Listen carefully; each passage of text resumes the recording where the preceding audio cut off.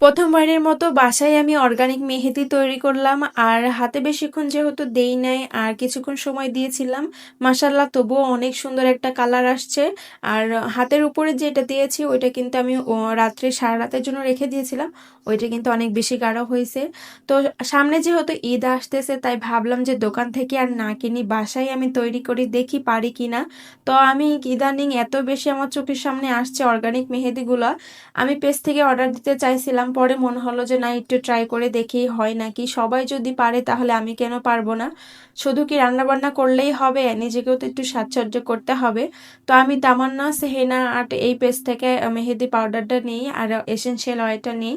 তো যেই বলা সেই কাজ, আমি এখানে পাউডার নিয়েছি, তারপরে এখানে হচ্ছে চিনি আর লেবুর রস দিয়েছি। আর আমি ইউটিউব দেখে বানাচ্ছি, মূলত ইউটিউবে যেভাবে বানাইছি আমি সেভাবে চেষ্টা করেছি।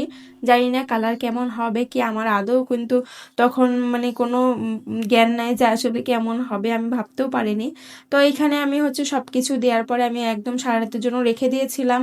রেখে দেওয়ার পরে এটা হচ্ছে পরের দিন মানে সকালে আমি হচ্ছে এটা সুন্দর মতো একটা কাগজ দিয়ে ঢেকে রেখেছিলাম, ওইটা কেটে তারপরে এখন আমি সুন্দর মতো ওই হ্যান্ড উইক্সের সাহায্যে এটা ব্লেন্ড করে নিচ্ছি। যাদের কাছে ইলেকট্রিক বিটার আছে তারা ইলেকট্রিক বিটার দিয়েও ব্লেন্ড করে নিতে পারেন।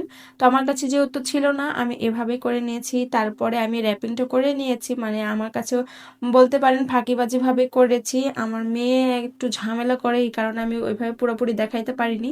তো এটা দেওয়ার পরে মাশাআল্লাহ অনেক সুন্দর কালার আসছিল, আমি তো ভাবতেই পারিনি যে এত সুন্দর কালার হবে। তো যদি ঈদের মধ্যে দিই তাহলে তো অবশ্যই শেয়ার করব।